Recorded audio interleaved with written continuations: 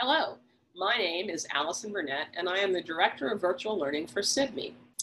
The purpose of today's short video is to provide some clarity and tips for supervisors throughout the virtual coaching process. We'll be talking about tips before, during, and after the cycle ends.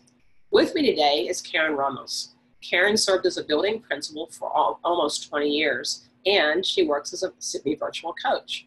This gives her a unique perspective on today's topic, the clarity around tips for supporting supervisors during the coaching process. Karin, welcome, and thank you for joining us today. Thank you.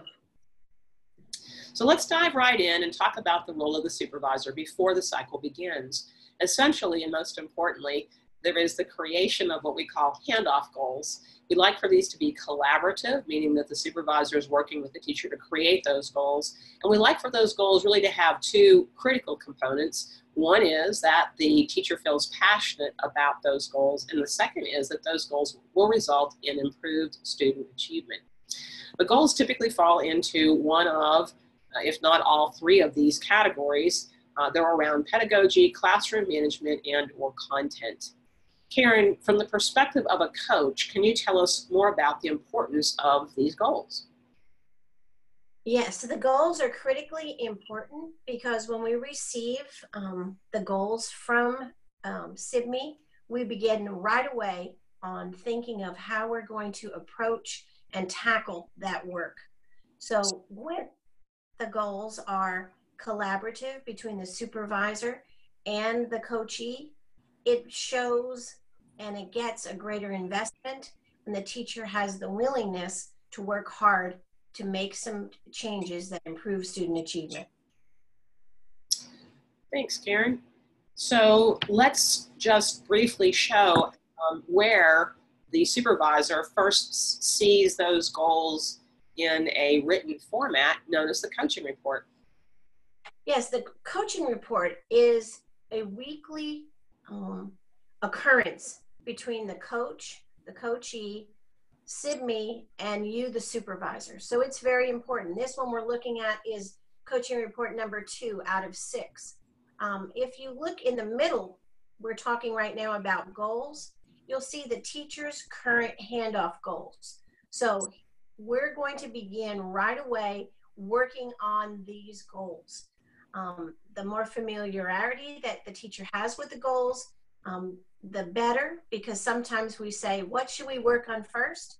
And if they know what the goals are, they have an increased sense of having control over the coaching cycle. It is very important that the teacher realize that they're a partner in this growth process. Thank you, Karin. So important. So let's continue talking about the coaching report as it leads us to what the supervisor can do to support teachers during the coaching cycle. Will you continue to break that report down for us, please? Certainly. Let me just start right at the beginning where you see the demographic information of mine and the supervisor and the coachee. Then when are we projected to begin and when are we projected to end? We've already talked about the goals, and now you'll see when is the first, or when is the conference call, the date and time, and when is the next week's date and time. Now, the next 2 parts of this report are critical, and if you don't have much time, these are the ones to really hone in on. The list of conference highlights, in other words, what was discussed. This gives you the up close and personal view of what was discussed in that conference. What did we see that were improvements? What did we see that we need to continue working on? We'll discuss the snapshot videos, and we'll discuss the resource that had been sent earlier by the coach to the coachee. So this is very important, and you can see that they're going to have another resource and where can you tell that? From the action plan. In the action plan here, it's the who, the what, and by when. Very important so that there's no missed deadlines. Who does what? And the first 3 are the coachee, and it talks about the 2 videos and reading an article. And when are those due? Obviously, all must be completed before the next call but the videos are completed beforehand so the coach can give some input. Then we have, what does the coach do? The coach is sharing resources and the coach is commenting on the snapshot videos. Now there's another half page to this report that we can't see, but it lists the resource or resources that will be discussed in the next meeting. And as a supervisor, after you look at those resources, you might say, well, there's another teacher or two that could really profit from reading these, and send it on to other faculty on your campus.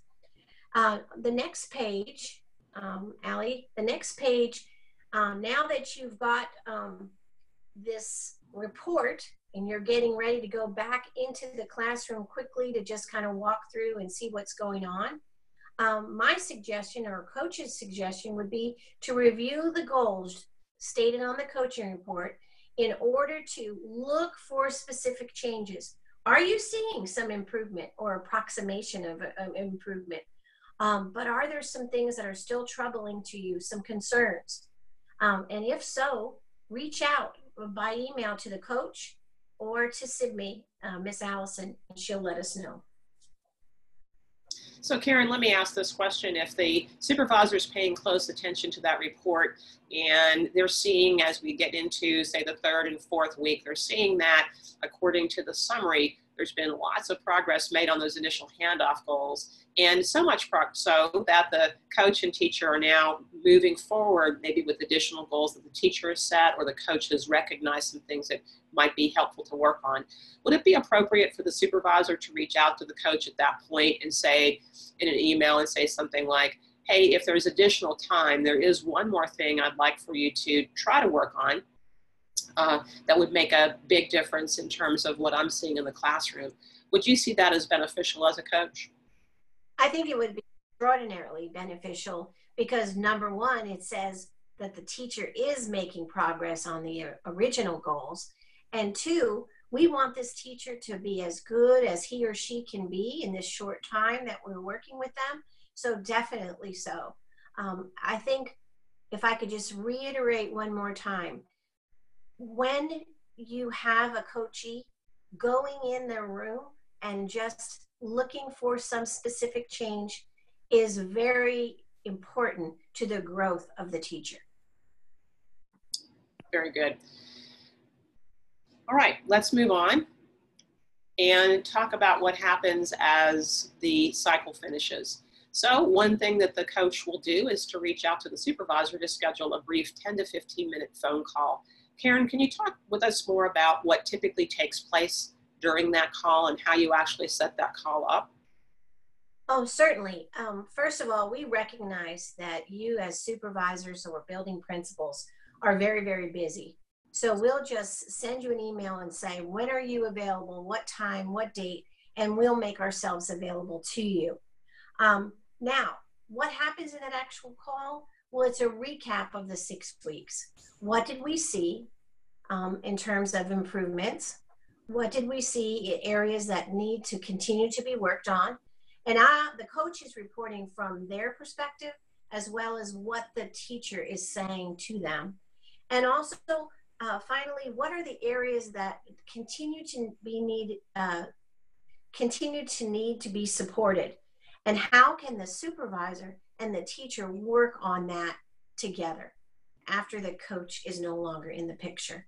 It's a very important call. It's quick, but it's a sort of a wrap up to the cycle. Thanks, Karin. So as we finish up, I want to thank you for your time today for this short video. Hopefully you've gained some tips around how to supervise your teachers during the coaching process. We're sharing with you a testimonial from one of our principals, Kelly Schooler. She's worked with us for the past 3 years. And I believe that her comments here around the confidence that teachers typically gain during this process and improvements, dramatic or not, that they typically make during this coaching process is something that we're looking forward to having you feel as well, a sense of excellence around the work that we've done. We see our approach here as a team approach. We're happy to be working with you in this process, and we believe that virtual coaching helps to improve our profession one teacher at a time. Thank you very much.